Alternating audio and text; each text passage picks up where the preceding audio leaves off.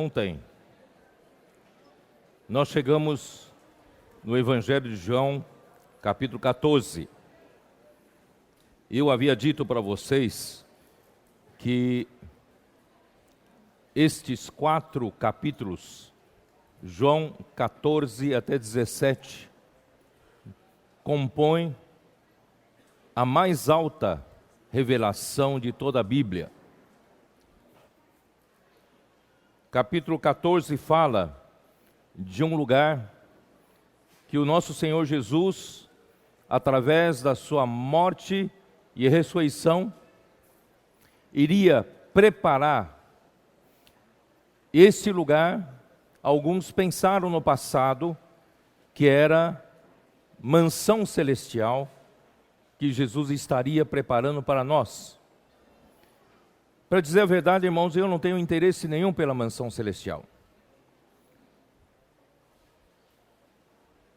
Tudo que é eterno sai do Deus eterno. E nós, homens, somos criados pelo sopro do Deus eterno. E eu não tenho interesse de habitar em alguma mansão que não seja o próprio Deus eterno, porque não teria sentido. Nós todos saímos de Deus, saímos pelo sopro de Deus, e graças a Deus, Deus quer nos fazer voltar para Ele.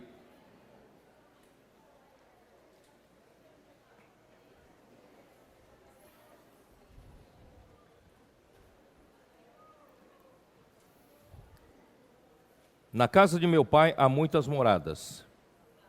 Se assim não fora, eu vou-lo teria dito, pois vou preparar-vos lugar. E quando eu for e vos preparar lugar, voltarei e vos receberei para mim mesmo, para que onde eu estou, estejais vós também. Complementando com o versículo 6, respondeu-lhe Jesus: eu sou o caminho e a verdade e a vida. Ninguém vem ao Pai, senão por mim. E complementando com o versículo 10, não crês que eu estou no Pai e que o Pai está em mim? Versículo 11, crede-me que estou no Pai e o Pai em mim. Crede ao menos por causa das mesmas obras. Irmãos, o lugar que o Senhor preparou é levar-nos de volta para Deus que nos criou.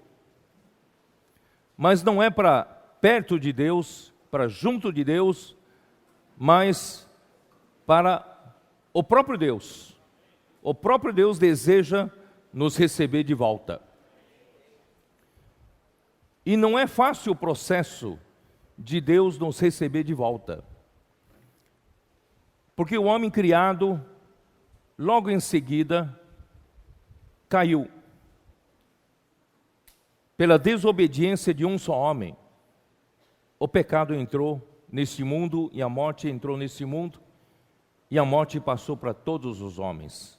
Romanos 5 fala que todos pecaram e carecem da glória de Deus.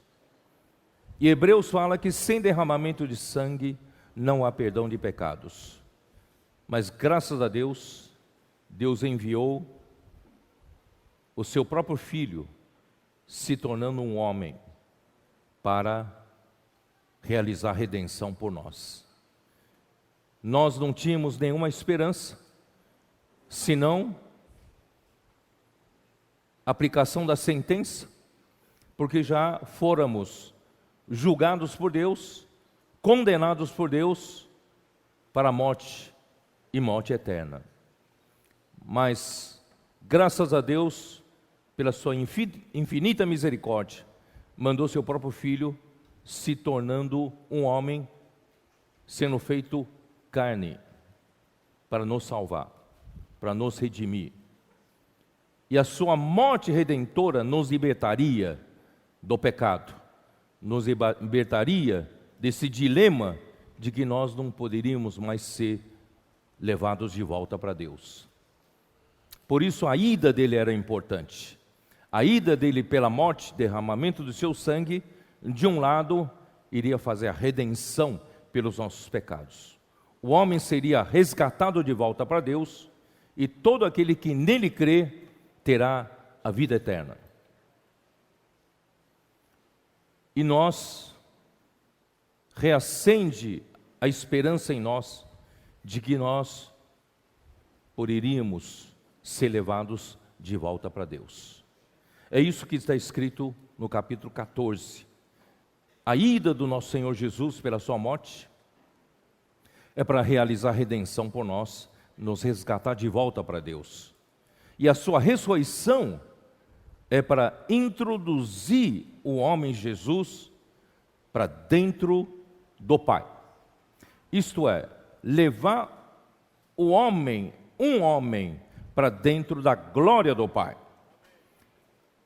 Pela primeira vez, um homem foi glorificado. Então eu quero redefinir a expressão glorificação. Que é ser glorificação?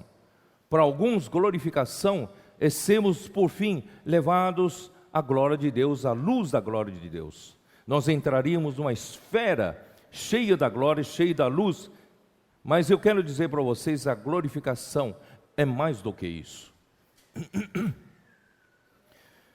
Então vamos já rápido, hoje já não vou perder tempo, vamos já lá para João capítulo 17. No capítulo 17, tendo Jesus falado essas coisas, levantou os olhos ao céu e disse: Pai, é chegada a hora, glorifica a teu Filho, para que o Filho te glorifique a ti. Assim como lhe conferiste a autoridade sobre toda a carne, a fim de que ele conceda a vida eterna a todos os que lhe deste.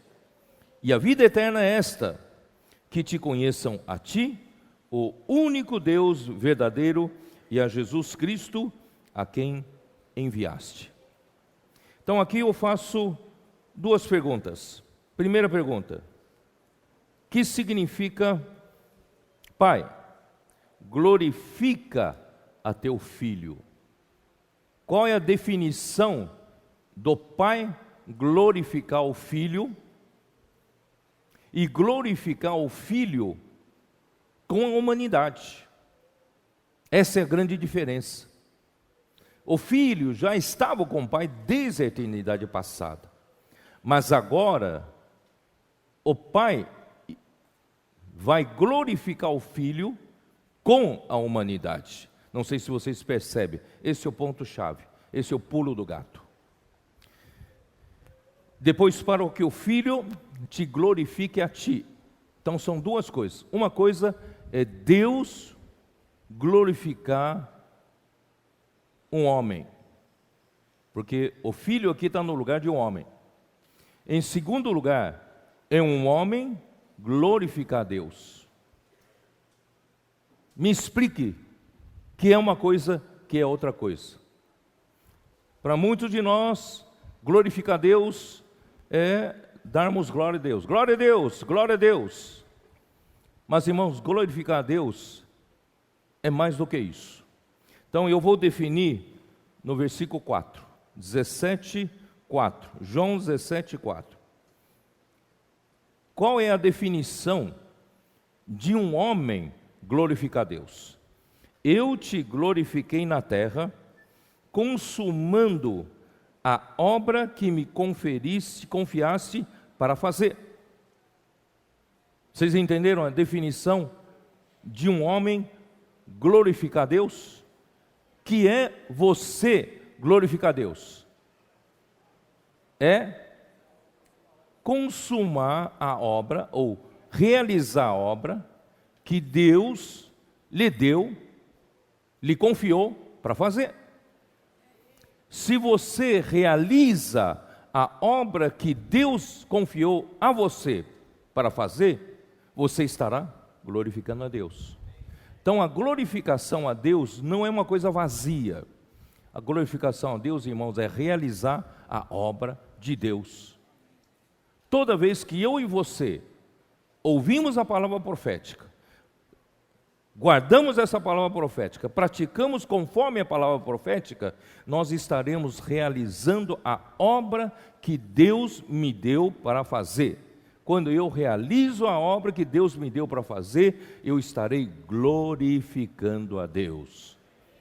Você não sabe, mas quando você prega o evangelho para uma pessoa, fala, posso orar por você? E Deus, através de você, fez um encontro com essa pessoa e atendeu a necessidade dessa pessoa, e essa pessoa se voltou para Deus, você acabou de glorificar Deus. Você quer glorificar Deus? É realizar a obra que Ele te confiou para fazer. Isso é o homem glorificar Deus, tá? E agora no versículo 5 é o contrário. É Deus glorificar o homem, tá? Aí está a definição. E agora, glorifica-me, ó Pai, contigo mesmo, com a glória que eu tive junto de ti, antes que houvesse mundo. Primeiro eu precisava perguntar para vocês, o filho já não estava com o pai antes que houvesse o mundo? Antes de Deus criar o mundo, o filho já estava no pai e com o pai. O filho já estava na glória do pai. E a glória, irmãos, é o próprio pai. Porque aqui fala, glorifica-me contigo mesmo. Então a glória é o próprio pai. Onde o pai estiver, irmãos, ali está a glória. Se você for recebido para dentro de Deus, você é glorificado por Deus. Vocês estão me entendendo? Então não é entrar numa luz resplandecente, é você ser recebido para dentro de Deus. Isso é glorificação. Vocês estão entendendo? Aí o filho, que já estava na glória do pai, estava rogando ao pai que o glorifique. Por quê? Quem sabe? Ele já não estava na glória do pai, desde a eternidade passada? Antes que houvesse o mundo, ele já estava na glória do pai. Porque agora, nesse momento, ele roga ao pai, glorifica a teu filho. Eu acabei de falar, o pulo do gato, o ponto-chave é que Jesus agora possui a humanidade. Ele, como Deus, ele já estava na glória do Pai, certo ou não? Mas agora ele se fez carne, ele se tornou um homem e viveu aqui na terra como um homem perfeito. É ou não é? E Deus o aprovou, ele morreu e Deus o aprovou ressuscitando dentre os mortos. A sua carne não viu corrupção e Deus o ressuscitou dentre os mortos. Na ressurreição, Deus disse, tu és o meu filho e eu hoje te gerei. Este homem Jesus foi recebido, admitido para dentro de Deus. Foi gerado um filho de Deus. Jesus, homem, se fez um homem, um filho de Deus. O filho primogênito. Irmãos, isso é Deus glorificar o seu filho, homem, Jesus. Então, o que acontecer com esse primeiro homem sendo glorificado é a porta aberta para todos nós sermos glorificados em Deus. Pela primeira vez na história, um homem foi admitido para dentro de Deus. E a condição para ele admitir esse homem para dentro de Deus é de que esse homem, irmãos, foi perfeito. Não teve nenhum problema com a santidade. porque ele era um homem que viveu a vida santa de Deus. Ele era um homem saturado com próprios elementos divinos. Ele não tinha nenhum problema com a unidade, Deus é um só. Ele não teve problema nenhum com amor, porque Deus era a sua fonte de amor para ele amar os homens. Irmãos, esse homem estava perfeito, estava pronto para ser admitido para dentro de Deus. Então esse homem foi glorificado por Deus. Então a glorificação não é entrar numa luz, num resplendor. A glorificação é ser admitido para dentro de Deus, que é a própria glória.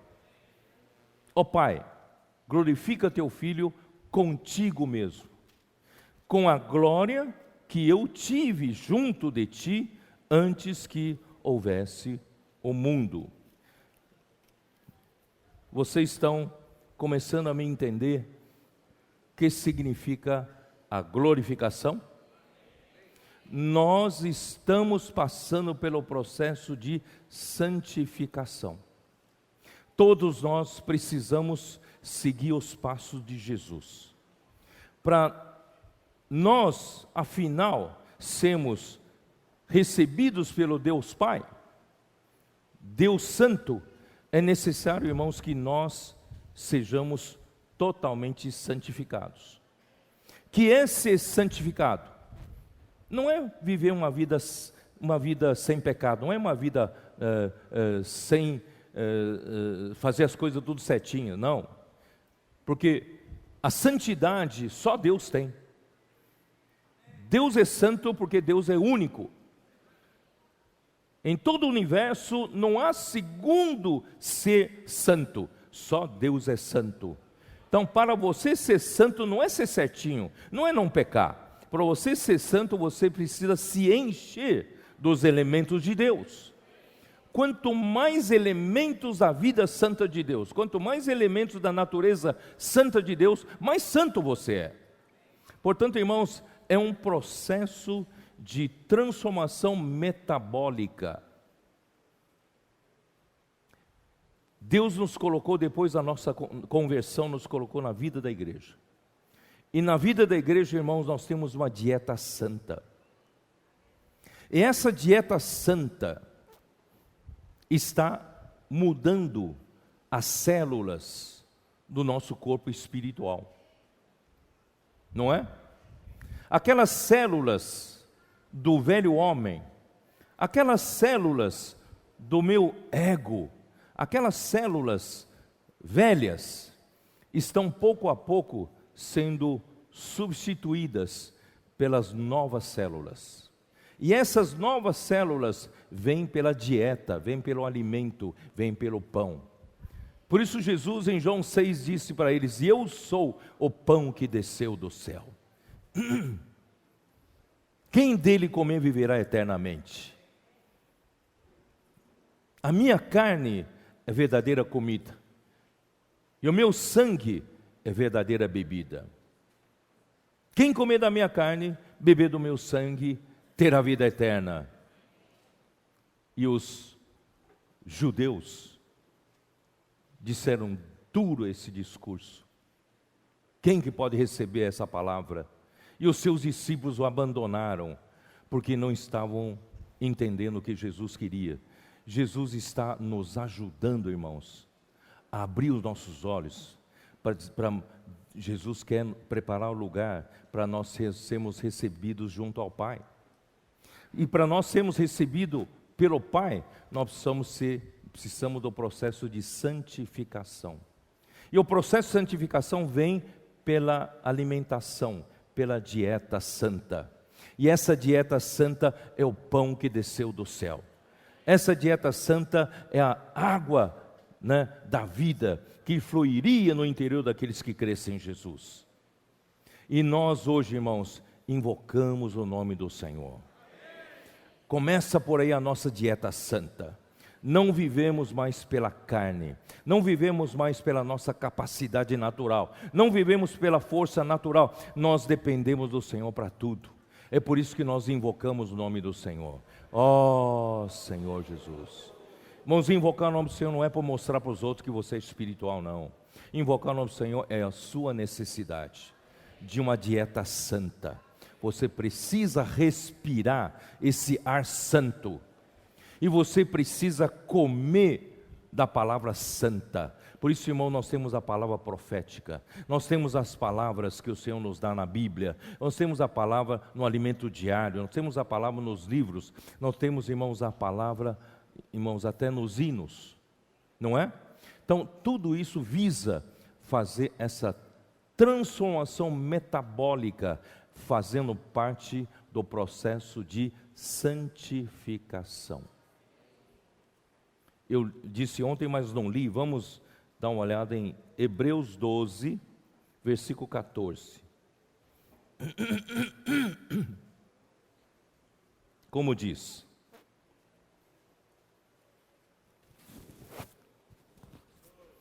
Segui a paz com todos e a santificação, sem a qual ninguém verá o Senhor. Mas antes de falar em santificação, nós precisamos ter paz com todos. Porque o Senhor Jesus sabe que existem algumas pessoas que se julgam super espirituais, buscando espiritualidade individual, sozinho. São pessoas que leiam a Bíblia, são pessoas que levantam de madrugada para orar, são pessoas que vivem de uma forma piedosa, mas têm problema de relacionamento com todos. Começando pela sua mulher. Vai com os irmãos que servem junto ou nem servem juntos.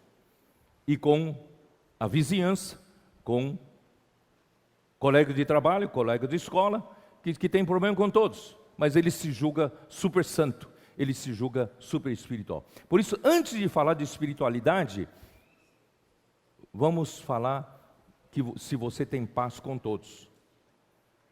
Vamos ter paz com todos. Vamos primeiro resolver o problema do nosso relacionamento, não é? Se nós temos paz com todos, tá bom. Então aí eu vou conversar com você a respeito da santificação. Senão a sua santificação é falsa, não é verdadeira. Então, um dia nós seremos recebidos pelo Deus Santo, por Deus Santo, mas não individualmente, mas coletivamente. Como igreja. Se eu não estou edificado com outros membros, como poderei ser admitido para dentro de Deus? Portanto, irmão, primeiro é questão de edificação, primeiro o problema de relacionamento. Em seguida, você precisa buscar a santificação, que é esse processo de ter mais Deus em você. Esse processo de ter mais Deus em você é por meio da vida da igreja, onde nós temos a dieta santa, comemos um pão santo, nós comemos o que? Bebemos da água santa, e no fim, irmão, nós somos totalmente santificados. Mas a continuação do processo de santificação é a glorificação, é ou não é? Porque Romanos 8 fala, a esses santificou, mas a esses também glorificou, que é o processo de glorificação. O processo de glorificação, irmãos, entenda, eu estou redefinindo. O processo de glorificação é você sendo inserido em Deus. Quanto mais você é admitido para dentro de Deus, é a glorificação, a realidade da glorificação que já acontece hoje.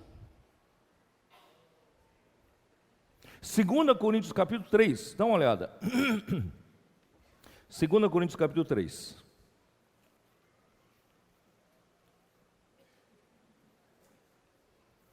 Versículo 18.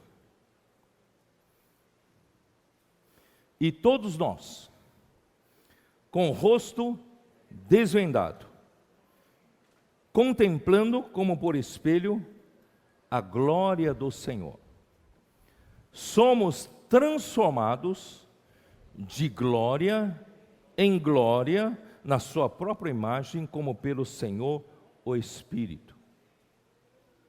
A glória do Antigo Testamento, que resplandecia no rosto de Moisés, quando Moisés falava com Deus no monte, ou no tabernáculo, na tenda da congregação, o seu rosto estava cheio da glória de Deus, mas essa glória era desvanecente, desaparecia com o tempo. Mas a glória do ministério da nova aliança, ministério do Espírito, é uma glória permanente. Isso quer dizer o quê? Conforme você vai passando pelo processo de santificação, aquelas partes que já estão prontas em você para ser recebida para dentro de Deus, ocorre a glorificação já hoje. Você já está sendo admitido para dentro de Deus em um nível de glória. E se você buscar mais, amanhã vai chegar no outro nível de glória. E vai chegar mais em outro nível de glória. Vai chegar um dia, você vai estar junto com todos aqueles que estão sendo admitidos para dentro da glória de Deus. Acontecerá naquele dia a glorificação coletiva nossa. Vocês estão entendendo? Então a glorificação já ocorre hoje, conforme o nível de glória que você chega. Por isso, irmãos, temos que louvar o Senhor. Senhor Jesus, não sei como falar para vocês. Eu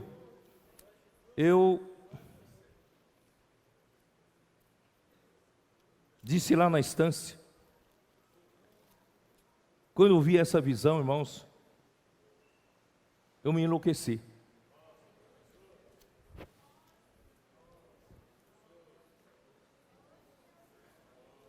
Deus está nos recebendo para dentro dele. O Deus Santo, o Deus justo, o Deus que é luz, Deus que é amor, Ele está trabalhando. Jesus preparou o lugar e Ele está nos conduzindo para essa glória. Irmãos, não viva uma vida cristã superficial, pensando apenas um dia ir para o céu. Não, nós estamos sendo preparados e trabalhados para sermos recebidos pelo Pai Santo. Amém? Esse é o processo de glorificação, tá? Ó Senhor Jesus. Hebreus 2. Hebreus 2, para reforçar um pouco, para aqueles que ainda estão incrédulos. Hebreus 2. Os anjos que foram criados na criação superiores aos homens, eles têm mais poder do que os homens, mais capacidade que os homens. E o homem foi feito um pouco inferior aos anjos. Mas o que Deus preparou para os homens é muito superior aos anjos. Os anjos, irmãos, que servem a Deus hoje, são milhares e milhares, para não dizer milhões, servem a Deus. Eu já disse ontem, mas são pouquíssimos os querubins da glória, os arcanjos, alguns talvez serafins, eles se aproximam de Deus. Mas a grande maioria, irmãos, não tem essa proximidade com Deus. E Deus, Ele predeterminou no seu plano eterno, não que o homem fosse, no final das contas, depois do seu trabalho, ficasse junto a Ele, do lado dele, mas o homem foi planejado para fazer parte de Deus. Que privilégio, que honra, coisa que jamais passou pela mente humana, o que Deus preparou para o homem. Por isso que quem escreveu aqui em Hebreus 2, versículo 5, aqui diz: pois não foi a anjos que sujeitou o mundo que há de vir, sobre o qual estamos falando. Antes, alguém em certo lugar deu pleno testemunho dizendo que é o homem, que dele te lembres, ou o filho do homem, que o visites. Senhor, às vezes eu faço perguntas para o Senhor, depois dessas últimas conferências internacionais, pela grandeza das revelações que o Senhor está nos dando. Irmãos, quando termina a conferência, eu pergunto para o Senhor: Senhor, nós merecemos tanta consideração? Quem somos nós para o Senhor abrir o seu coração assim para nós? Por que o Senhor derramou tantas revelações para nós, sendo que nós somos o quê? Homens pecadores, homens rebeldes contra Deus, homens que erram contra Deus. Talvez alguns anjos nunca erraram na vida. Aqueles que erraram não tiveram chance de arrependimento. E nós erramos todos os dias. E nós temos oportunidade de arrependimento todos os dias. Nós somos diferentes, irmãos. O homem foi criado de uma forma diferente, para um propósito diferente, em relação aos anjos. Por isso que é o homem, que dele te lembres, e o filho do homem, que o visites. Fizeste-o por um pouco menor que os anjos, de glória e de honra o coroaste.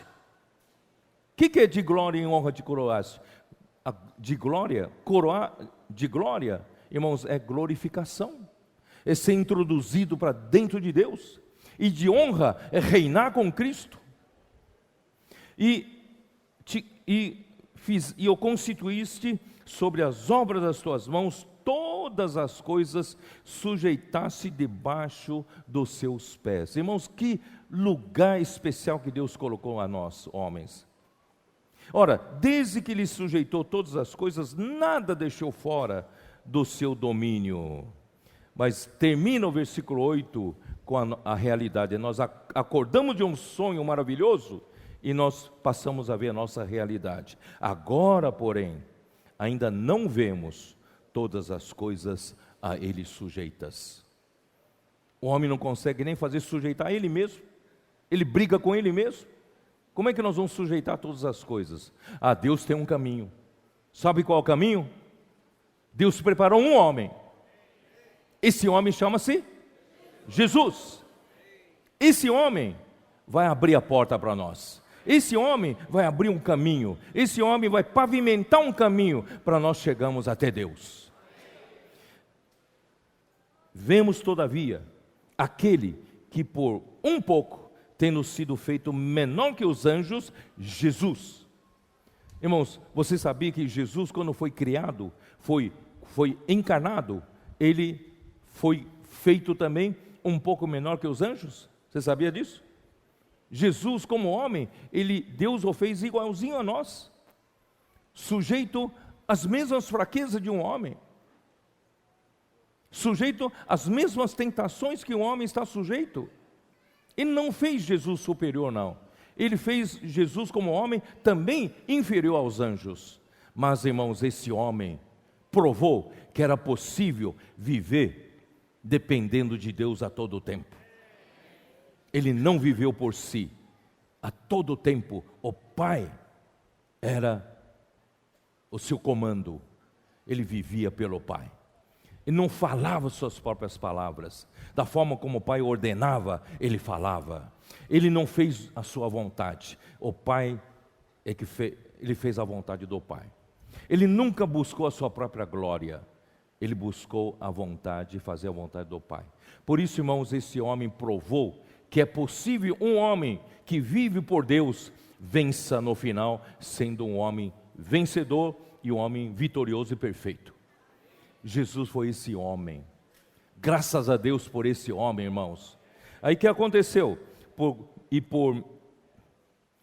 Por causa do sofrimento da morte, sua morte, não é isso? Sua crucificação, foi coroado de glória e de honra. De glória e de honra, ele foi glorificado. Foi recebido para dentro de Deus. O homem foi recebido para a glória de Deus. Nós cantamos uma música que fala, há um homem na glória. Só que a gente não cantava ainda com tanta realidade. E agora, irmãos, realmente há um homem. Primeiro homem foi admitido para o Pai.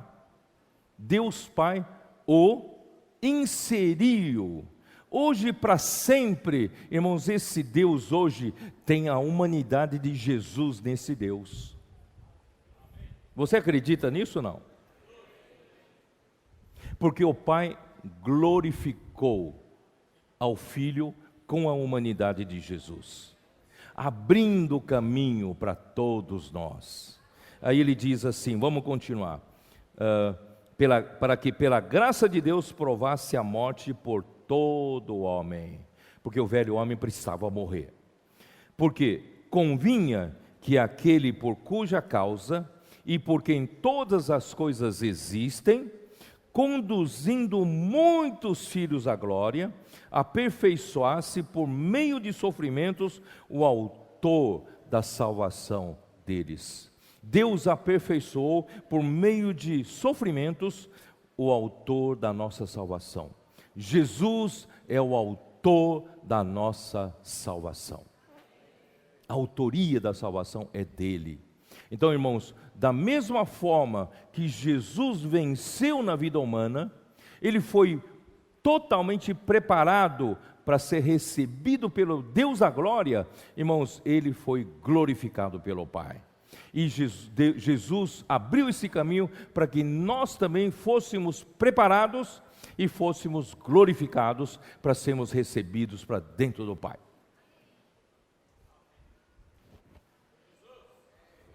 Deveríamos soltar rojão o dia que Jesus foi admitido, a sua humanidade foi admitida para dentro do Pai. Porque ali, irmãos, abriu uma porta, abriu uma exceção, abriu uma porta para todo homem ser inserido em Deus, por meio do processo de santificação e glorificação. Portanto, irmãos, eu e você, hoje, estamos sendo trabalhados por Deus, para nós sermos inseridos em Deus. Então, eu falei bem rapidamente, muito rapidamente, porque essas mensagens eu detalhei em vários lugares, desde a estância, últimas 2 mensagens da estância, depois em Brasília 2 mensagens, em São Paulo 2 mensagens, depois as conferências regionais subsequentes, eu fui detalhando. Então quero dizer para vocês que em João 14 até 17, nos dá um esboço do plano da salvação de Deus, é onde Deus quer nos levar. Deus quer nos salvar até um ponto de nos poder inserir nele, no Deus Santo e Deus único. Esse é o pico da revelação da Bíblia. Esse é o ponto final. Mas esse é o ponto máximo do plano macroeconômico de Deus, é o pico. Mas para chegar lá, irmãos, ainda tem muita coisa para acontecer. Não sei se os irmãos entendem o que eu quero dizer. Por isso nós precisamos do plano microeconômico de Deus, da salvação de Deus. O plano microeconômico de Deus, irmãos, é que trata-se da nossa santificação dia a dia. O trabalhar de Deus em nós, dia após dia. Nós ainda estamos aparentemente distantes desse pico da revelação. Vocês concordam comigo ou não? Eu vou mostrar para vocês então alguma coisa. Primeira coisa, nós estamos longe ainda da santidade pura de Deus. Ainda precisamos de muito processo de santificação, certo? Por isso que Jesus ora ao Pai em João 17, dá uma olhada. João 17.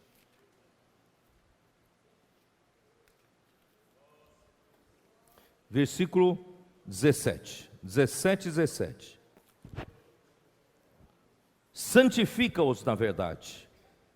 A tua palavra é a verdade. Portanto, irmãos, de um lado nós temos o pico da revelação do plano macroeconômico de Deus, é Deus nos glorificar. Deus nos receber para dentro dele como parte dele, incorporados nele, inseridos nele. Então é isso que vai acontecer, a igreja vai ser inserida nesse Deus maravilhoso.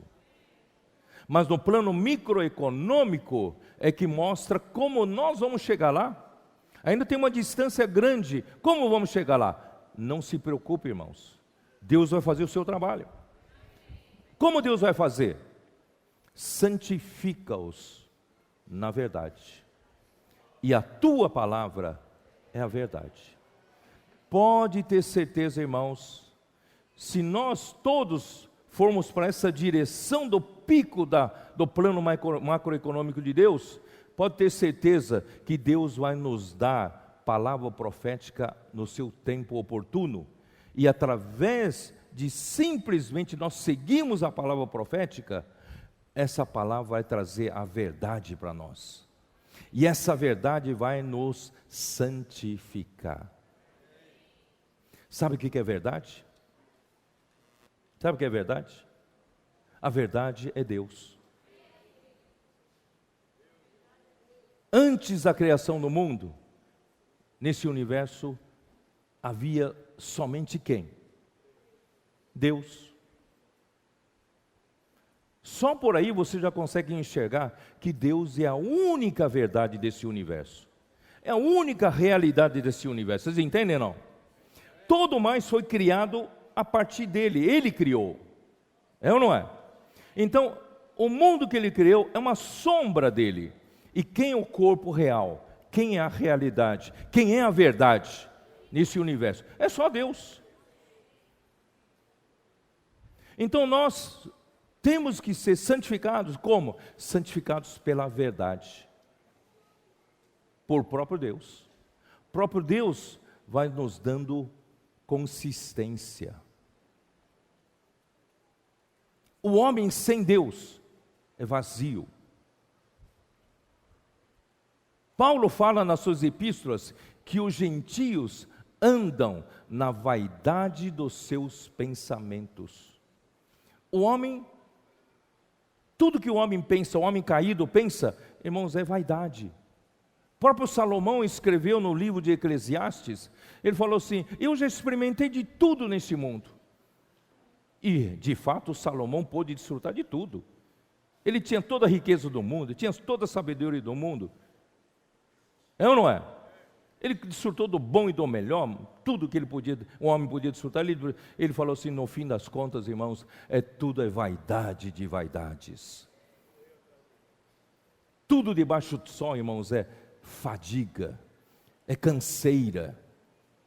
Mesmo para um homem que tinha tudo na vida.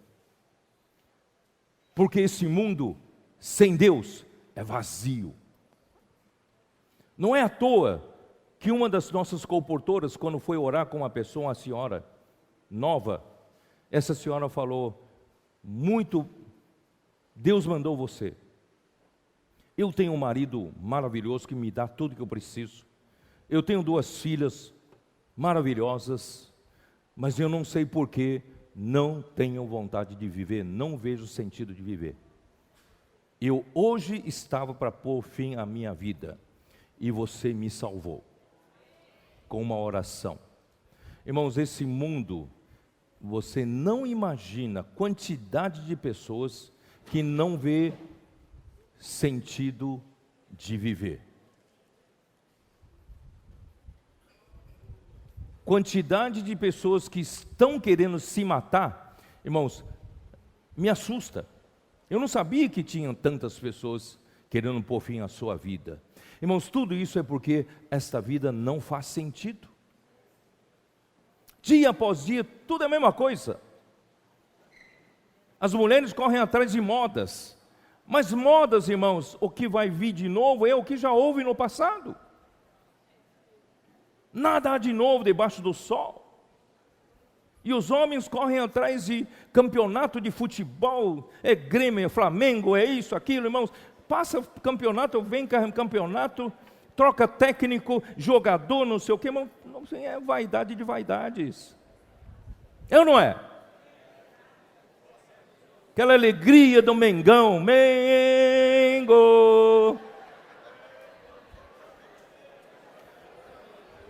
O que acrescentou de verdade na sua vida?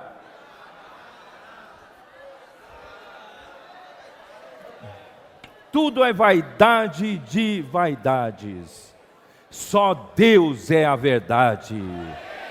Sem Deus a vida não faz sentido. Sem a verdade, você tem um vazio, vaidade. E pior do que vaidade é falsidade. E pior do que a falsidade é mentira. E o diabo é o pai da mentira. Então, se você vive sem Deus, ou melhor que você vive tudo certinho, você vive na vaidade, no vazio. E se você for um pouco mais, descer um pouquinho mais, você vai para a falsidade. E se você descer mais um pouco, você vai para a mentira. Não faz sentido, irmão, viver essa vida desse jeito. Vocês concordam comigo, não? Por isso, irmãos, nós precisamos de Deus, que é a verdade. Deus é a realidade de todas as coisas. Santifica-os, ó Pai, na verdade. E a tua palavra é a verdade. A palavra do Senhor nos enche de realidade.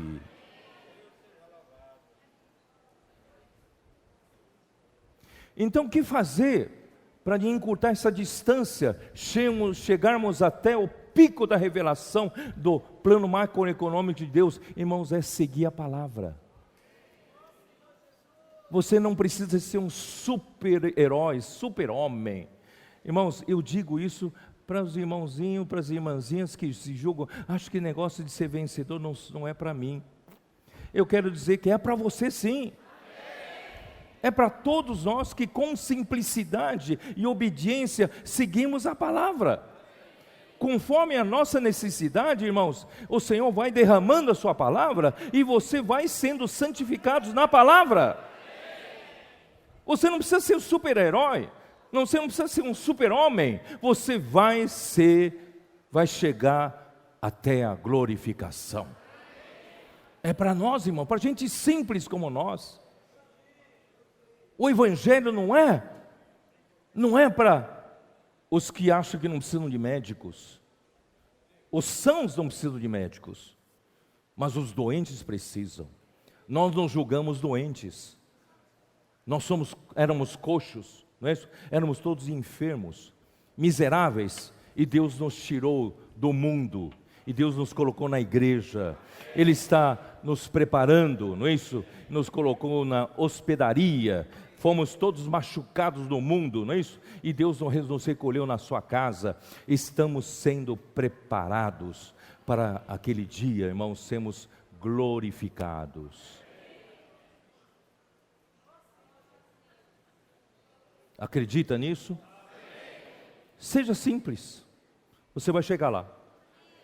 Você vai fazer parte. Então, mas eu só queria dizer mais um pouquinho para vocês. Aqui, diz aqui. Vamos lá para o 17 de novo. João 17. Ó.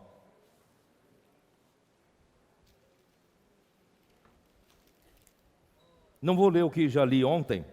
Vamos continuar lendo. Versículo 17 já li. Versículo 18. Assim como tu me enviaste ao mundo, também eu os enviei ao mundo. Irmão, nós temos uma missão aqui no mundo. Nós temos uma visão e missão, né? A nossa visão, irmãos, nossa visão é de Apocalipse 12. A nossa missão é de gerar o filho varão, os vencedores o mais rápido possível. Eu quero dizer para vocês, irmãos, a vida da igreja é apenas uma parte de todo o conjunto dos filhos de Deus, não é? O conjunto dos filhos de Deus é muito maior do que os que vivem a vida da igreja. E a base onde nós estamos pisando é uma base que inclui todos os filhos de Deus. Por isso que Deus nos dá essa palavra profética, porque essa palavra é para todos os filhos de Deus. É por isso que também nós nos esforçamos em fazer comportagem, para que essa palavra chegasse a maior número de filhos de Deus possível, não é isso? Então, mas tenham em mente que essa palavra mais íntima que o Senhor falou de Mateus 14 até o João 14 até João 17, ele falou apenas para 11, para os da sua intimidade.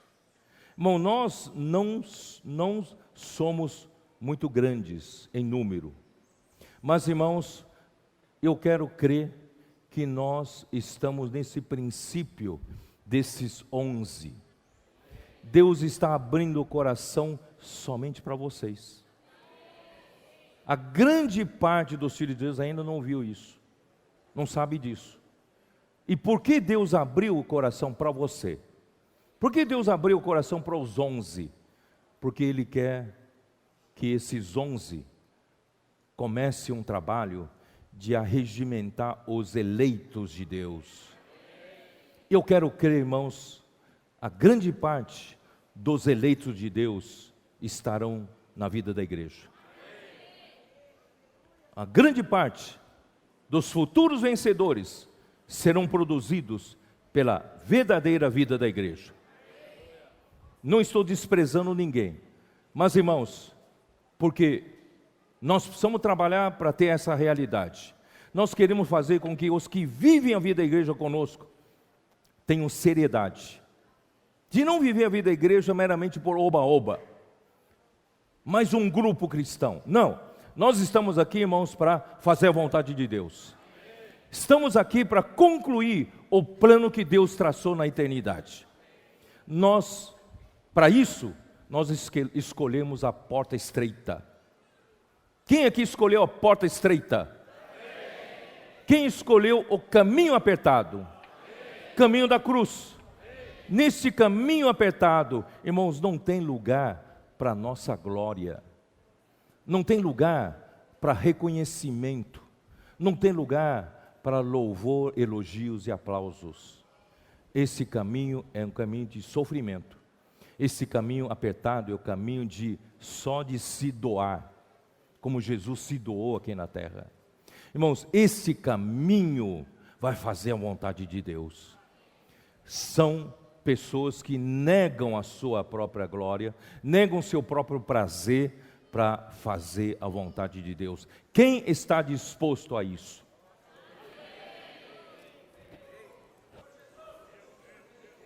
Então são esses que vão concluir a economia de Deus.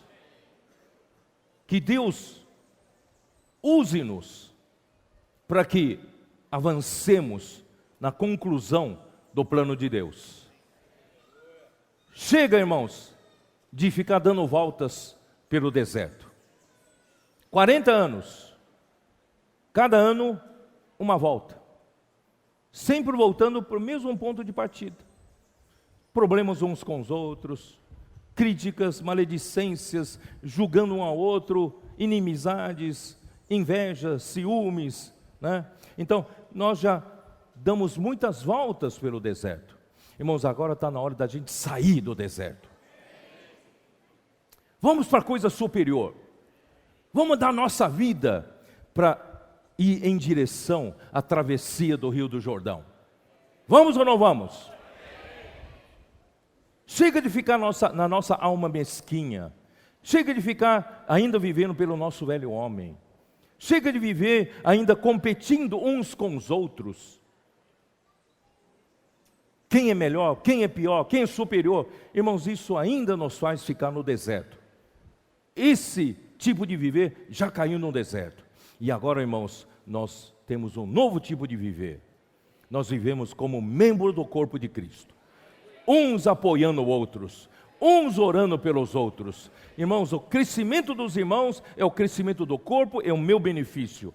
Então eu luto para que todos possam crescer e sejam beneficiados. Então juntos, irmãos, nós vamos para a terra de Canaã. Essa é a reta final. É o que eu chamo de reta final. Irmãos, não é só aquela reta final de uma corrida de maratona, mas a reta final é sair de dar voltas pelo deserto e entrar para a boa terra de Canaã. Só que quando você atravessa o rio do Jordão, você deixa o velho homem para trás e entra na terra boa para viver um novo homem. Aí tem uma nova exigência. As exigências serão mais severas. Vocês estão me entendendo? Porque a hora que você atravessou o rio do Jordão, você já tem que conquistar, começa a guerra, começa a luta. E essa guerra, primeira cidade a guerrear, qual é? Jericó. Já temos que entrar já para a guerra. Estamos prontos para a guerra? A nossa unidade é suficiente para a guerra? Josué, Deus disse para Josué: fala para o povo assim, assim, assim, assim, dá uma volta por dia pela cidade.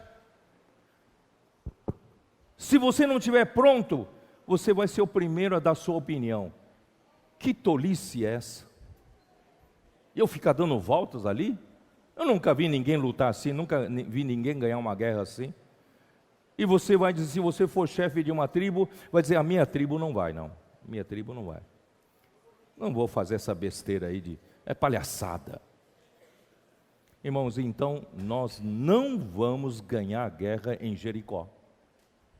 Por isso Deus está nos preparando primeiro. Você está pronto? E a nossa unidade? Entra um Apolo da vida, eloquente, e leva um mundo de gente atrás dele. Distrai-nos todos do plano central de Deus, o foco de Deus. Irmão, nós estamos prontos? A nossa unidade está pronta, porque a guerra é guerra. Sabe por que é guerra? Porque é luta de reinos. Nós estamos, irmãos, levantando uma bandeira do reino de Deus. Esse mundo é dominado por Satanás. E Satanás é o príncipe deste mundo. Ele não vai nos deixar em paz. Você está pronto? Para começar, você fazer reuniões no seu bairro. Quando você faz um pouco mais de barulho, a vizinhança logo reclama. Mas se na vizinhança tem um forró, tem um pancadão ali, ninguém reclama. Vocês já percebem que o mundo nos odeia, porque odiou ao Senhor Jesus. Irmãos, isso tudo faz parte da guerra. Você está pronto?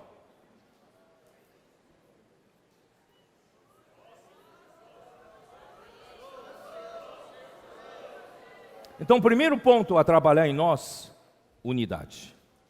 Como Deus, vou continuar lendo aqui, João 17. Versículo 19. E a favor deles, eu me santifico a mim mesmo, para que eles também sejam santificados na verdade. Jesus não precisava, ele já estava vivendo uma vida santa, mas ele se santificava como homem, por nossa causa, a nosso favor, para mostrar que o homem precisa caminhar, trilhar por esse caminho da santidade. E a santidade está na verdade, na palavra. Não rogo somente por estes, mas também por aqueles que vierem a crer em mim, por intermédio da sua palavra. Aleluia, nós somos incluídos. A fim de que todos... Opa, é isso mesmo? A fim de que todos sejam um. E como és tu, ó Pai, em mim e eu em ti, também sejam eles em nós, para que o mundo creia que tu me enviaste. Eu lhes tenho transmitido a glória que me deste, que me tens dado, para que sejam um, como nós o somos. Eu vou explicar daqui a pouco, onde eu estou. Eu neles, e tu em mim, a fim de que sejam aperfeiçoados na unidade, para que o mundo conheça que tu me enviaste e os amaste, como também amaste a mim. Pai, a minha vontade é que onde eu estou, estejam também comigo os que me deste, para que vejam a minha glória que me conferiste, porque me amaste antes da fundação do mundo. Bom, irmãos, eu vou comentar. A fim de que todos sejam um, como és tu, ó Pai, em mim e eu em ti. Aí vem a grande tarefa difícil. Eu vou tentar explicar para vocês. Antes que houvesse o mundo, Deus não estava só? Havia só Deus, certo? Não havia mais nada, só Deus. Deus é autoexistente. Ninguém criou a Ele. Ele sempre existiu, Ele é autoexistente, certo? E esse Deus, por ser único, Ele é santo. Esse Deus, na Bíblia diz, Ele é luz. E a Bíblia diz, Deus é amor. E esse Deus, irmãos, Ele é único. Esse ponto, irmãos, poucos cristãos conseguem entender. Deus, por ser único nesse universo, Ele não conhece nada que não seja um. Não sei se você entendeu. Ele não conhece que é divisão. Ele não conhece o que é dualidade. Ele não conhece o que é competição. Ele não conhece o que é inimizade. Ele não conhece o que é rivalidade. Porque Ele é um.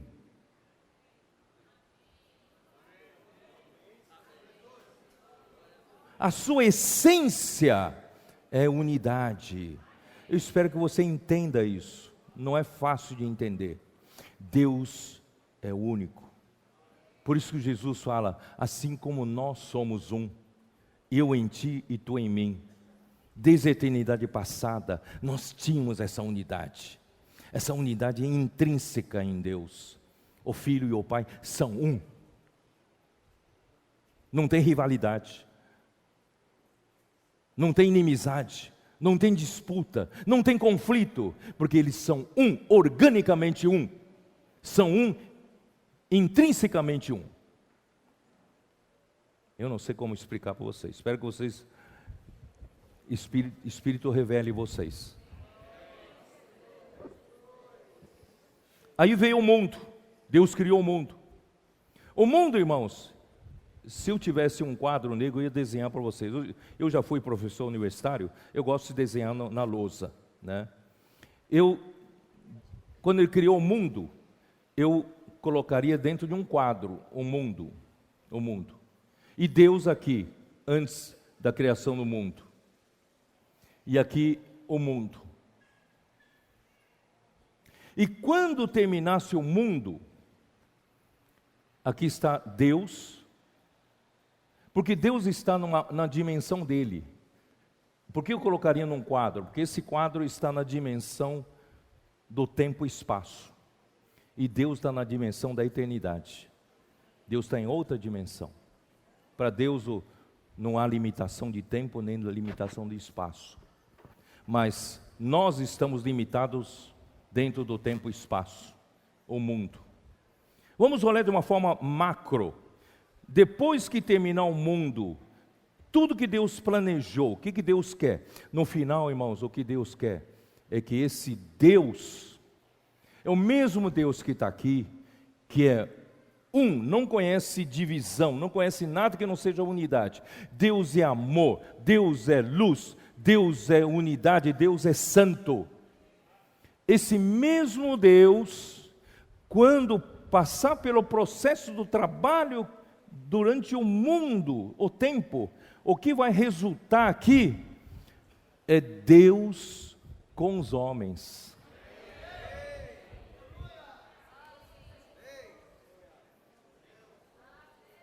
Mas Ele não vai mudar a sua essência. Se ele aqui não conhecia nada que não seja a unidade, ele aqui vai ser a mesma essência. Vocês estão entendendo?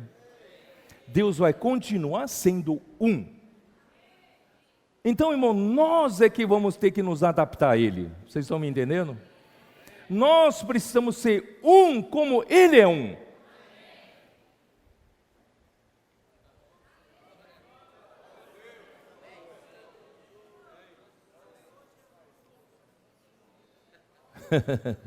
Está difícil entender, né?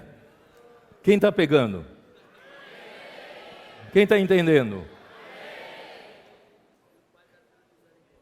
Eu vou ler de novo, você vai entender, tá? Versículo 21. A fim de que todos sejam um. E como és tu, ó Pai, em mim e eu em ti. Até aqui, irmãos, aqui, antes de criar o mundo, já tinha essa unidade, a realidade da unidade. O Pai estava no Filho e o Filho estava no Pai. Essa unidade já estava aqui. Só que depois passou pelo processo do mundo, esse Deus aqui vai continuar sendo um. Só que vai acrescentar um elemento. Quem é esse elemento que ele vai acrescentar? É o homem. Então ele fala assim: a fim de que todos sejam um, como és tu, ó Pai, em mim, e eu em ti também, sejam eles em nós, para que o mundo creia que tu me enviaste. Então esse homem que ele acrescentaria depois do mundo, irmãos, nele mesmo também tem que se adaptar à sua unidade. Vocês estão entendendo? Então, irmãos, essa unidade não é apenas uma unidade de, irmãos, a gente tem um problema entre nós, vamos nos entender, tá? Vamos comer uma pizza, e depois da pizza nós somos um, né? Irmão, não é essa unidade. Essa unidade vem do próprio Deus. Vocês já ouviram numa palestra para casais, aquele triângulo, não é isso? Marido, mulher e Deus na ponta de cima. E alguém explicou para você, que quanto mais o marido e a esposa se aproximam de Deus, mais eles vão estar unidos, mais juntos. É ou não é? A nossa unidade é nesse processo. Não é apenas uma unidade de afinidades. Unidade por afinidade, irmãos, é clube. Clubes se juntam por afinidades. Mas nós não vamos ter unidade de afinidades. A nossa unidade, irmãos, é com Deus triuno. É Deus que vai fazer-nos um. Senão, como é que vai ser aquele irmão que você não gosta? Sempre, em toda a vida da igreja, irmão, tem alguns irmãos esquisitos, não tem? A gente chama de peça rara. Esses irmãos que são difíceis, você não sabe como encaixar eles. Tem ou não tem na sua igreja? Tem. Às vezes é você mesmo, né?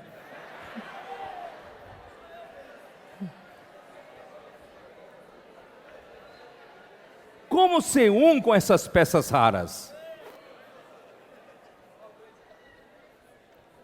Irmãos, é fazer todos nós nos aproximar de Deus.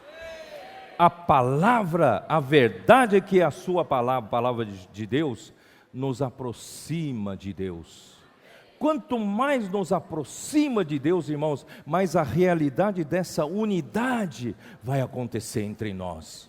Então, essa unidade que nós vínhamos lutando até o dia de hoje, rodeando pelo deserto, irmãos, lutando para ser um, essa unidade já não é mais suficiente. Para entrar na boa terra de Canaã, para começar a guerra após Jordão, além do Jordão, irmão, nós precisamos de outra unidade. Essa unidade é unidade em Deus. Quando o líder falou para a gente dar a volta pela cidade de Jericó, eu não tenho minha opinião. Deus mandou, não é isso? Deus mandou, eu vou fazer. Amém? Vai acontecer. Então, irmãos, essa unidade vem de Deus. Não é porque você concordou ou não concordou. Não é porque a sua opinião é idêntica à minha. Não. Vamos ser simples. Essa unidade vem de Deus. Esforçai-vos diligentemente para preservar a unidade do Espírito. Aí eles, uma forma tola, entre aspas, foram dar voltas por Jericó.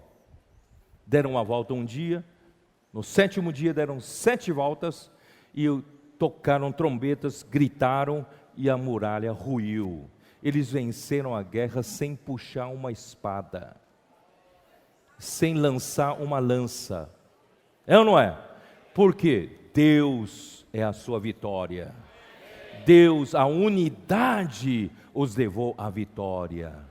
Irmãos, é dessa unidade que nós precisamos agora para conquistar a boa terra.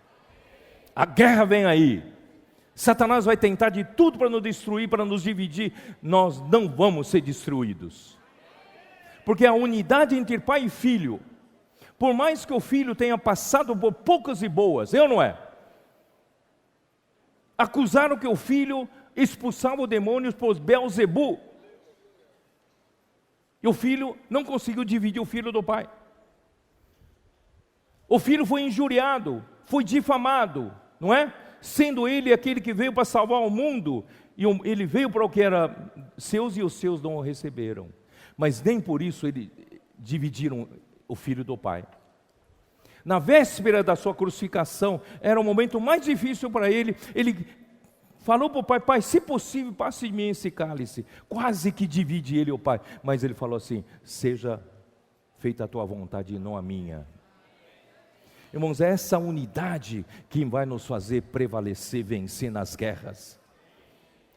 As guerras dos reinos. Nós vamos devolver essa terra para Deus. Através da nossa unidade, na nossa guerra, para conquistar a boa terra. Amém ou não? Amém. Daqui para frente, irmãos, eu acredito, se nós irmos para essa direção, nada vai causar dano entre nós. Vem alguém, um homem poderoso, e de repente causa um dano. Isso no passado já aconteceu. Irmãos, eu acredito que daqui para frente, se nós amadurecemos nisso, nada poderá causar dano a nós. Essa unidade vem de Deus. E por fim, o amor. O amor. Eu não terminei de comentar o finalzinho de João 13. Dá uma olhada em João 13. João 13, versículos 31 e 32, eu comentei. Ali diz: quando ele saiu, disse Jesus: agora foi glorificado o Filho do Homem, e Deus foi glorificado nele. Se Deus foi glorificado nele, também Deus o glorificará nele mesmo, e glorificá-lo-á imediatamente. Agora, lendo esse versículo, você consegue entender como Deus foi glorificado em Jesus. Jesus estava realizando através da sua morte e ressurreição o que Deus planejou fazer. E Jesus estava disposto a passar pela sua morte, pela crucificação, pelos seus sofrimentos, para realizar a obra de Deus. Então Deus é glorificado quando você faz a obra que Deus te deu para fazer. E também Deus o glorificará nele mesmo. Deus glorificou Jesus nele mesmo. Jesus foi recebido pelo Deus da glória, e Jesus foi glorificado em Deus. Filhinhos, ainda por um pouco estou convosco, buscar-me-eis, e eis que eu disse aos judeus, também agora vos digo a vós outros, porque para onde eu vou, vós não podeis ir. Versículo 34, irmãos, é outro ponto. Novo mandamento vos dou, que vos ameis uns aos outros, assim como eu vos amei, que também vos ameis uns aos outros. Nisto conhecerão todos que sois meus discípulos, se tiverdes amor uns aos outros. Deus que estava aqui antes que houvesse o mundo, Deus único, Deus de unidade, Deus de luz e Deus que é amor, não é? Amor ágape, o amor é a coisa mais perfeita.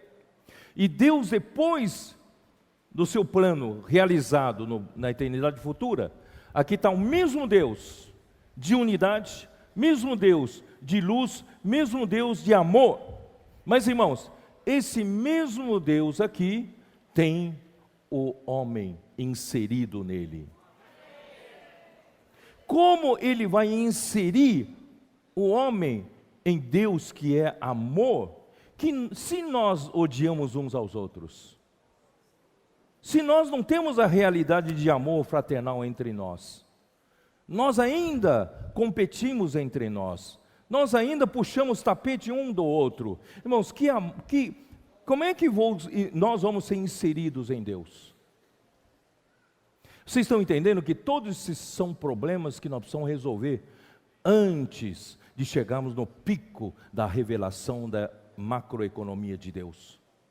Nós precisamos da microeconomia de Deus para nos levar lá. E tudo, irmãos, assim como a unidade e o amor também, Deus é a fonte.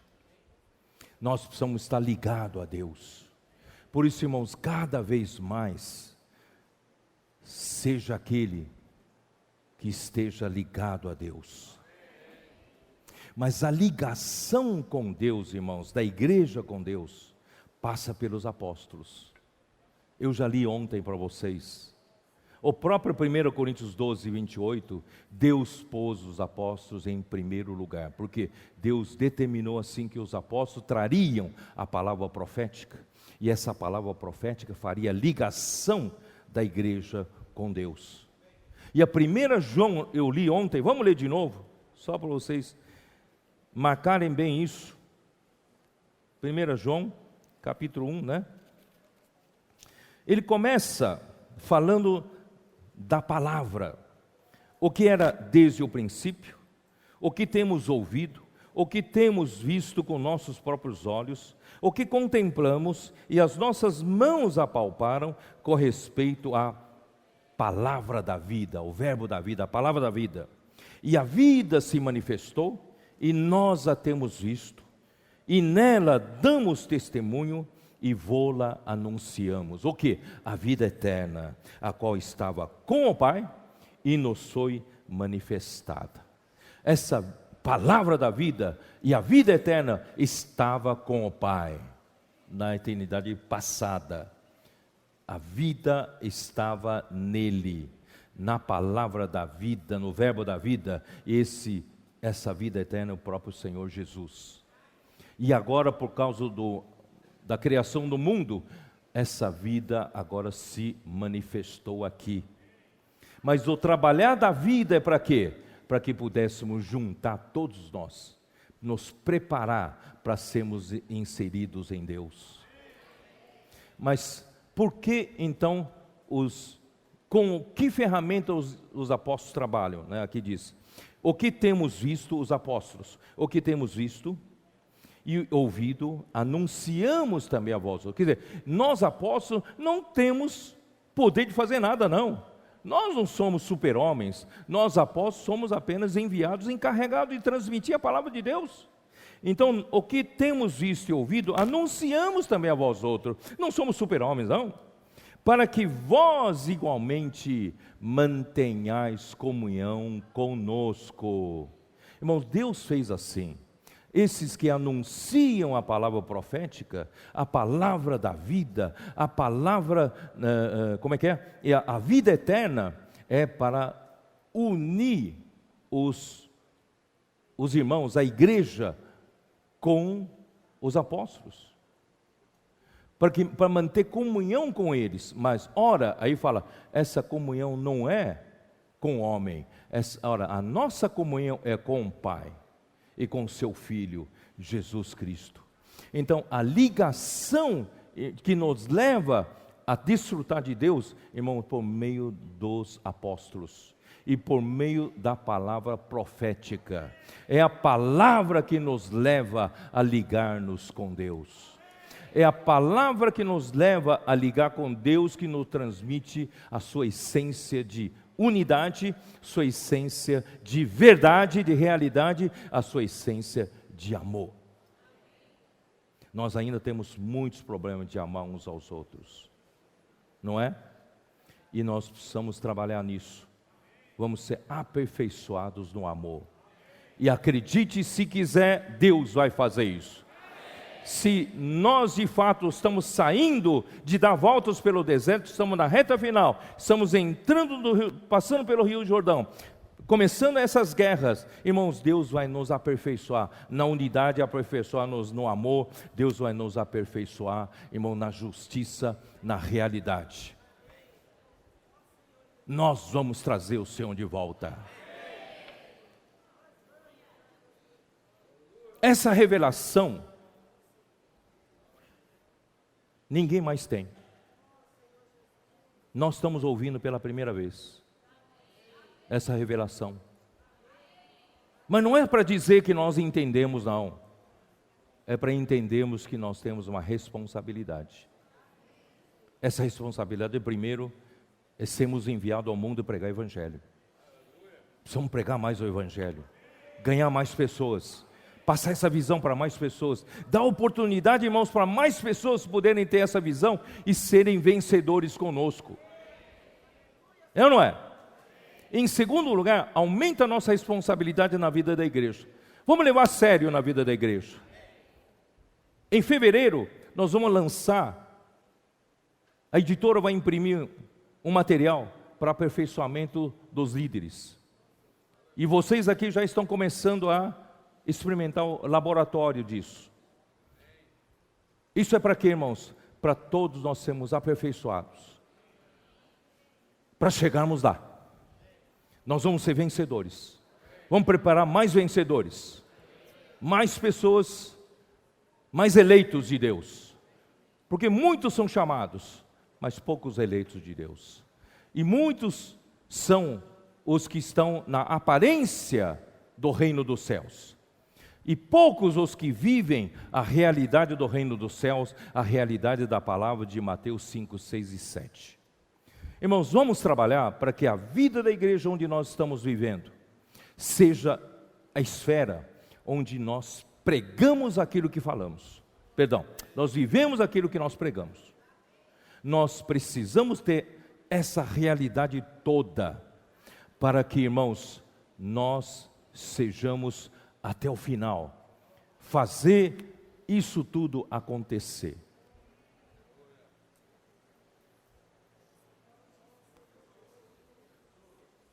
Quando Deus levou o povo de Israel para o deserto, em Êxodo 19, Deus finalmente conseguiu um povo de propriedade exclusiva dele. Porque os homens que ele criou caíram todos no paganismo, na idolatria, na corrupção, na violência, não é? Mas finalmente Deus conseguiu um povo que fosse um povo exclusivo para servir a Deus, para viver pela vontade de Deus. Certo? Mas esse povo, a primeira geração, era rebelde, incrédulo, não cria na palavra do Senhor. E o Senhor teve que levantar a segunda geração para entrar na terra boa de Canaã. Mas no meio do deserto, qual foi o item principal que Deus mandou por meio de Moisés que eles construíssem? Qual foi o item? O tabernáculo. Que é o tabernáculo? Que é um tabernáculo? É uma tenda. Uma tenda. Para você hoje, não faz muito sentido tenda, porque não faz parte da sua vida. Mas, irmão, naquele tempo, o povo era nômade. Poucos viviam em cidades. A maioria do povo, o povo de Israel, está acostumado a viver em tendas, ou não? Então, o seu apartamento é uma tenda. A sua casa seria uma tenda. Então, a tenda eles tinham a cultura de tendas, eles entendiam que Deus queria ter um tabernáculo de Deus aqui na terra. É para quê? Para quê? Para receber o homem para dentro da casa dele. Vocês entenderam? Deus mandou armar uma tenda dele aqui na terra para receber homens. Aí já mostra a intenção de Deus. Deus quer fazer morada no homem. Quer que o homem faça morada nele. É ou não é? Aí quando chega no Novo Testamento, a tenda veio também. Veio com quem? João 1. Vamos dar uma olhada. João 1. A tenda chegou. João capítulo 1, versículo 14. E o verbo se fez carne e armou a tenda entre nós, cheio de graça e de verdade. E vimos a sua glória, a glória como do unigênito do Pai. Embora ele fosse o Filho unigênito do Pai, tinha a glória do Filho unigênito do Pai, mas ele veio até nós, ele se tornou carne como qualquer um de nós, e armou a tenda. Deus, através de Jesus, armou uma tenda para a carne, para os que vivem na carne, para receber você para dentro de Deus, cheio de graça e de verdade. Deus quer encher esse homem de sua graça, Deus quer encher esse homem de sua realidade. E no final desse trabalho, tanto no Velho Testamento como no Novo Testamento, aparecendo essas tendas, o resultado final, no final do tempo, o que vai produzir lá na eternidade futura? Vamos abrir a nossa Bíblia em Apocalipse 21. Apocalipse 21. Que diz o quê? Vi novo céu e nova terra, pois o primeiro céu e a primeira terra já passaram, e o mar já não existe. Vi também a cidade santa, a nova Jerusalém, que descia do céu da parte de Deus, ataviada como noiva adornada para o seu esposo. Irmãos, eu quero fazer um parênteses aqui. Essa realidade de ser introduzido em Deus, de ser glorificado por Deus, o homem é coletivo, não é individual. Deus não vai inserir você e eu individualmente, Ele vai inserir-nos como igreja. Só que, no milênio, quem vai representar a igreja durante a época do milênio? Quem vai representar a igreja são os que já têm essa realidade. Serão os vencedores. Esses vencedores representarão a igreja como a noiva do Cordeiro, para celebrar as festas, a festa do casamento com o Cordeiro, uma festa que durará 1000 anos. E durante esses 1000 anos, esses vencedores reinarão com Cristo. Então, esses serão os vencedores, mas representarão a igreja. Vão antecipar por 1000 anos a realidade que irá acontecer com todo o povo de Deus, mas esses vencedores já terão essa realidade, já terão sido introduzidos em Deus. Por isso tem como reinar com Cristo. Não reinará por si mesmo, reinará com Cristo.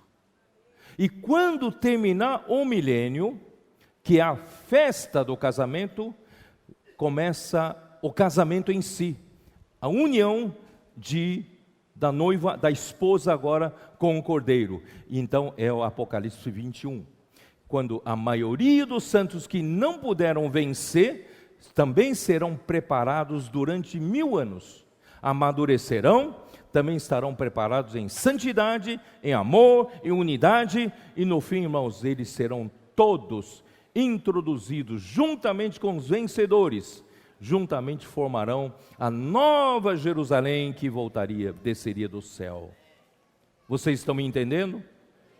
Aí então estará completo o número de todo o povo de Deus, tanto no Antigo Testamento como no Novo Testamento. E nós seremos essa nova Jerusalém, a esposa do Cordeiro para o casamento. Aí olha o versículo 3, como diz: então ouvi grande voz vinda do trono, dizendo: eis o tabernáculo de Deus com os homens. Aqui no Antigo Testamento Deus mandou fazer tabernáculo, e a tenda de Deus, é a casa de Deus, aqui para receber os homens. E no Novo Testamento Jesus se tornou carne e armou o tabernáculo de Deus aqui com os homens. E o resultado desse trabalho é Apocalipse 21, versículo 3. A Nova Jerusalém descia como a noiva para o seu esposo. Eis o tabernáculo de Deus com os homens. Eis a tenda de Deus com os homens. E Deus habitará com eles. Esse verbo habitar também é armar tabernáculo. Deus armará tabernáculo com eles. Quer dizer, Deus abriu a sua casa para nos receber. Definitivamente, irmãos, nós somos introduzidos em Deus. E Deus, eles serão povos de Deus. E Deus mesmo estará com eles. Irmãos, essa última frase aqui, dessa tradução que nós temos, não está boa. Aqui diz: Ele mesmo estará com eles, né? Deus mesmo estará com eles. Ainda falta muita coisa aqui nessa tradução. Por quê? Porque nessa curta frase tem 2 vezes a palavra grega chamada skene. Duas vezes a mesma palavra que quer dizer Ele mesmo. Então estava muito difícil de traduzir, e quem traduziu aqui não conseguiu traduzir. Eu achei uma versão muito boa que está na Bíblia de Jerusalém. Dá uma olhada aqui, ó. Infelizmente só desse lado consegue ver. Nessa versão diz assim: então ouvi grande voz vindo do trono dizendo... Não, cadê a outra versão?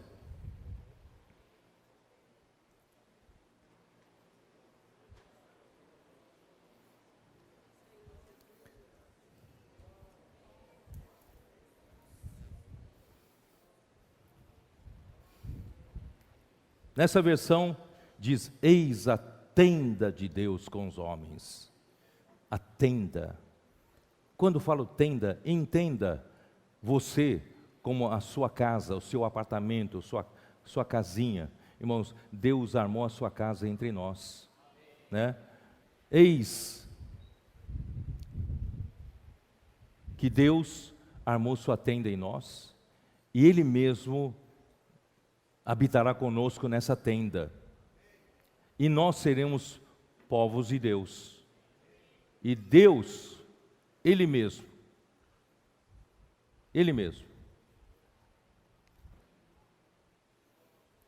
então vou falar aqui, vai, ó Senhor Jesus, deveria estar preparado já, me dá a versão aqui, ô Jonas. Eu vou ler aqui para vocês a versão. Nisto ouvi uma voz forte que do trono dizia: eis a tenda de Deus com os homens, Ele habitará com eles, eles serão o seu povo. Presta bem atenção esse finalzinho. E Ele, quem é Ele? Deus. E Ele, entre vírgulas, Deus com eles será o seu Deus. Não sei se vocês entenderam. E Ele quem? Deus. Só que Ele não é mais só Deus. Daqui para frente, na eternidade futura, Ele será o Deus com eles. Ele, Deus com eles, será o seu Deus. Então, irmãos, Deus estará para sempre com os homens. Os homens serão totalmente inseridos em Deus. Na eternidade futura, irmão, na eternidade passada, Deus único, cheio de amor, cheio de unidade, cheio de justiça, realidade. Mas, irmão, na eternidade futura, Ele agora é, e Ele, está vendo aqui, ó, e Ele, Deus com eles, será o seu Deus. Nosso Deus será Deus com os homens.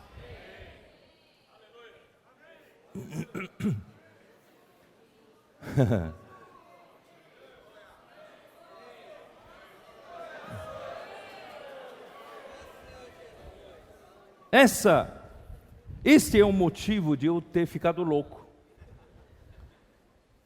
Lá na instância eu falei para os irmãos, eu estou ficando louco. Acho que os irmãos não entenderam por que eu estava ficando louco. Mas quando você vê uma verdade dessa, tem que ficar louco. Que é o homem que dele te lembres, e o filho do homem que o visites. Fizeste por um pouco menor que os anjos, mas agora de glória, de honra, o coroaste. E essa glória é inserir o homem para dentro do Deus da glória. Isso quer dizer o que? Nós homens vamos fazer parte de Deus para todo sempre. Não vamos ser Deus. Os irmãos entendem? Deus continua sendo Deus. Nós estaremos unidos a Ele. Seremos incorporados a Ele. É Deus conosco, é Deus, por isso que Emmanuel é Deus conosco. Irmãos, essa é a intenção final de Deus. Ó Senhor Jesus, eu espero, irmãos, eu estou suando para passar essa palavra para vocês, que não é fácil passar. Eu estou me esgoelando para ver se vocês de alguma forma captam alguma revelação. Irmãos, essa revelação é grandiosa demais. E dessa maneira que nós apresentamos, não há como alguém dizer que é heresia, porque está tudo na Bíblia, tudo na palavra. É ou não é?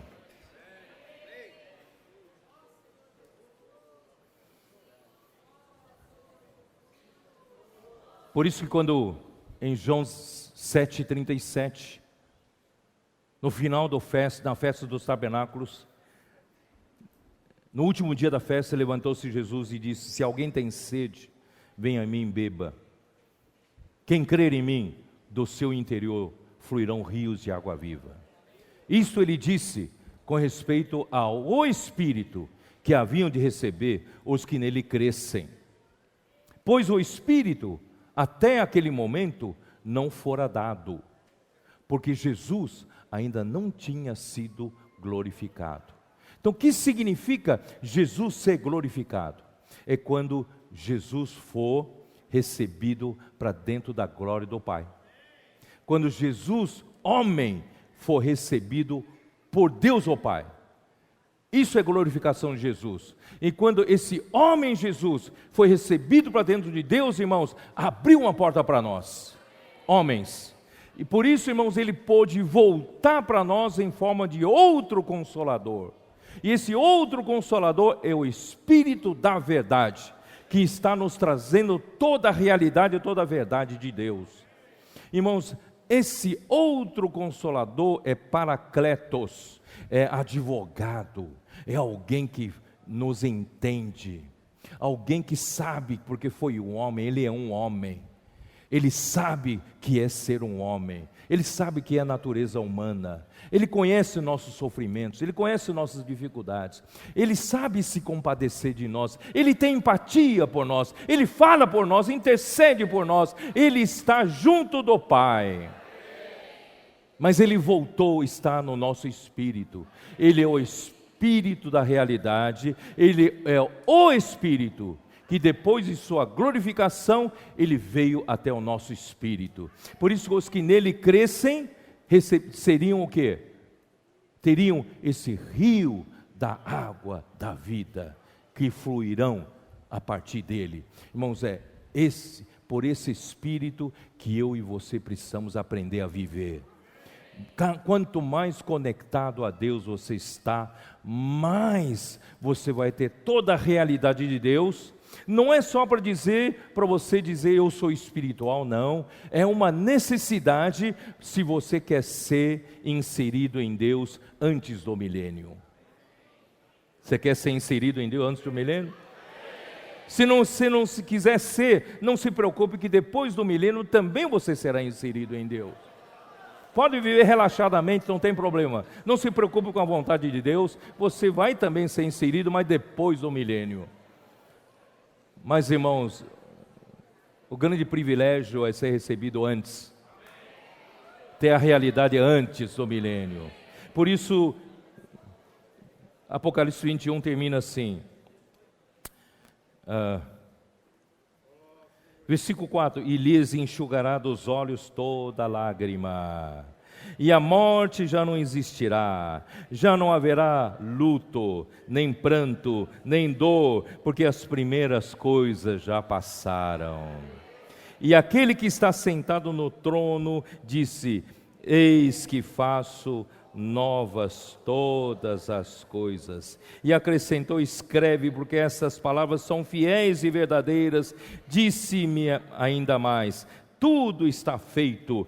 Eu sou o alfa e o ômega, o princípio e o fim. Eu, a quem tem sede, darei de graça da fonte da água da vida.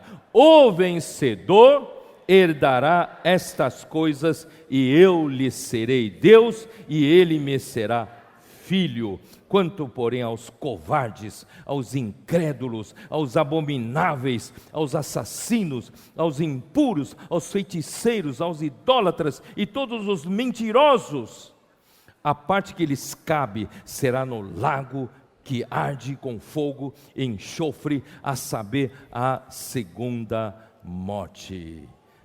Capítulo 22 de Apocalipse, versículo 10. Disse-me ainda: não seles as palavras da profecia deste livro, porque o tempo está próximo.